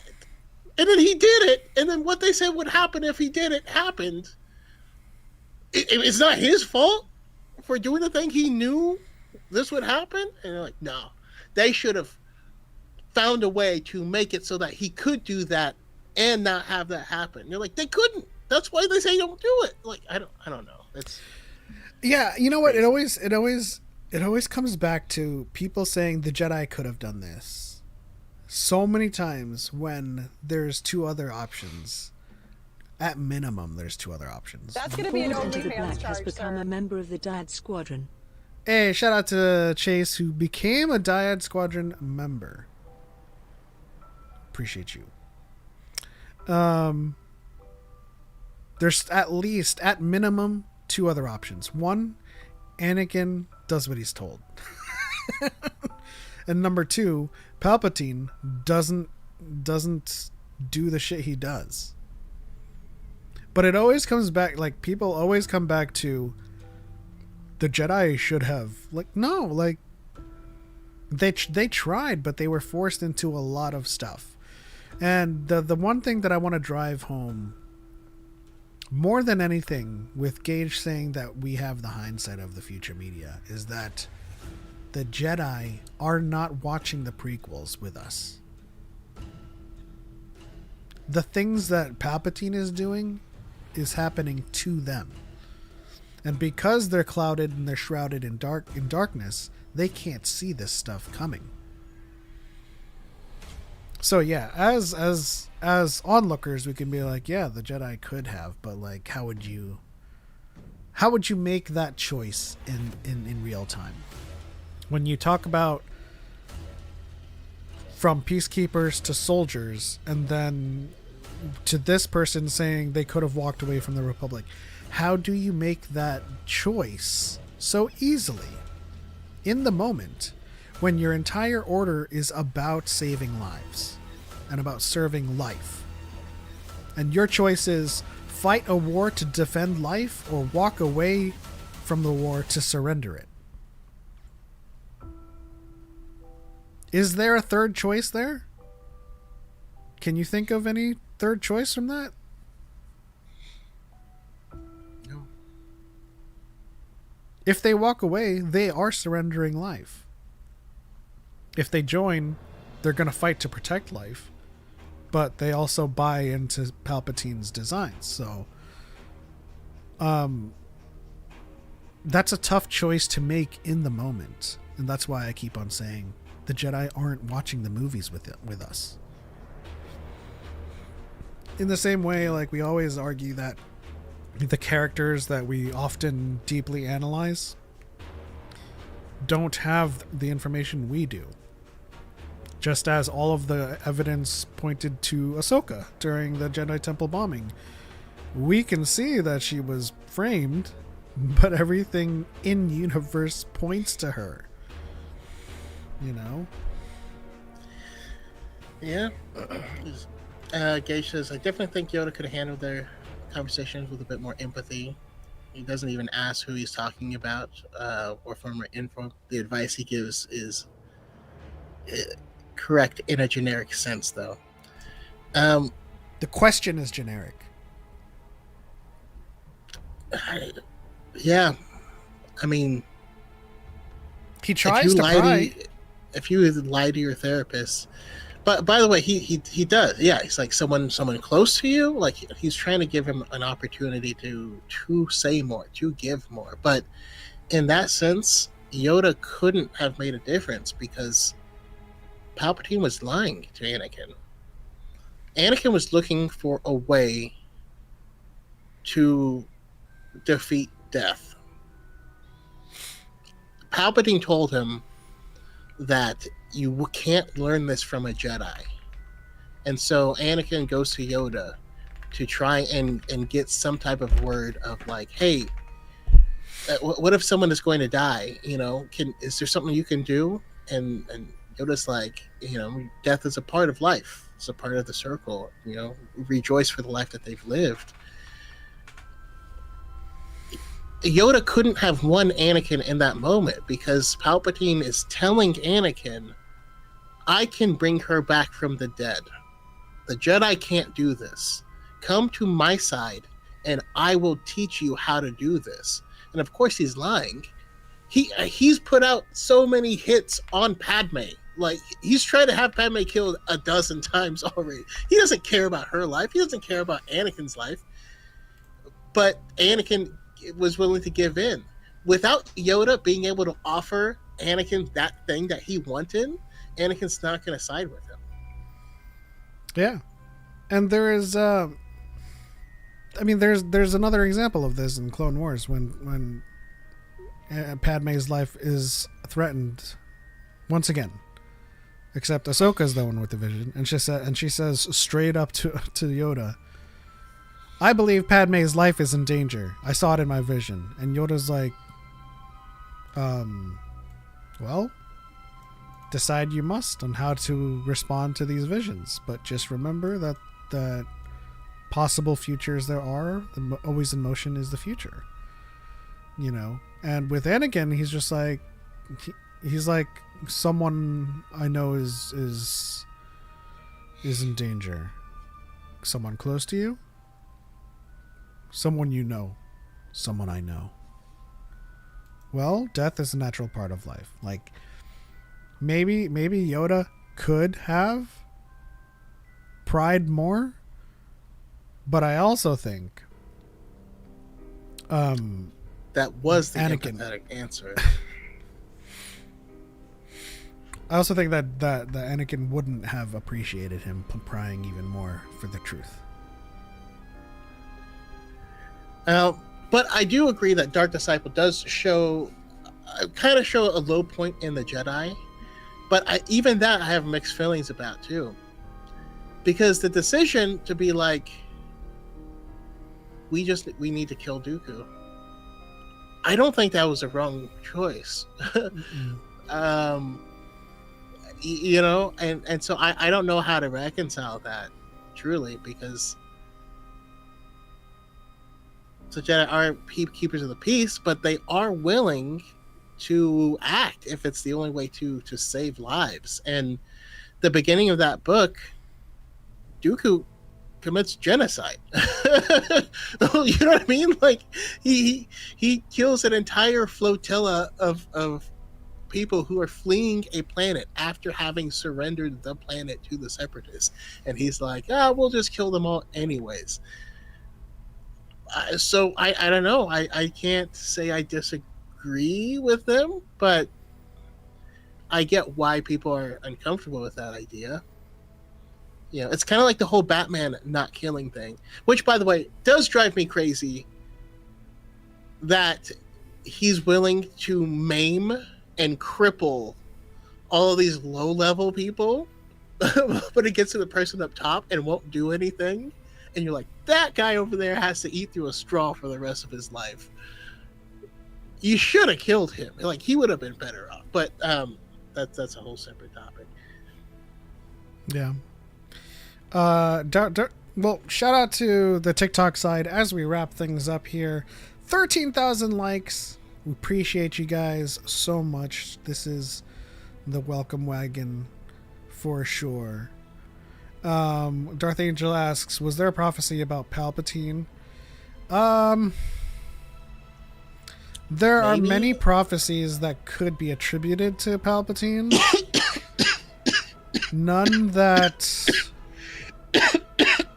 And that's like our cue to start wrapping things up immediately, but like none that...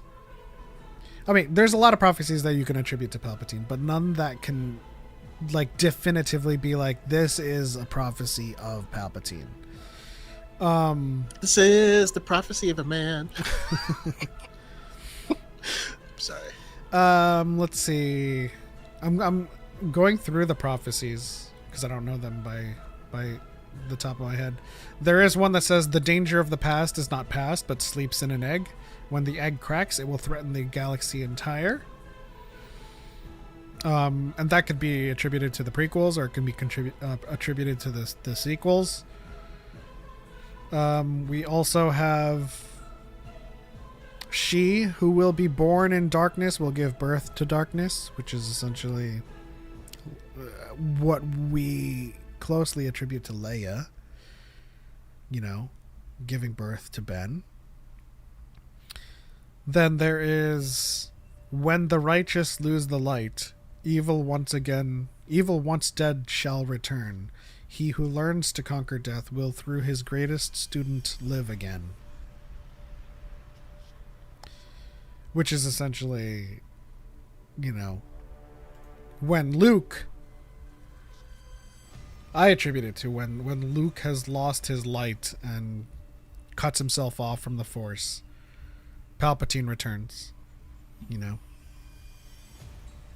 He who learns to conquer death will through his greatest student live again, which is essentially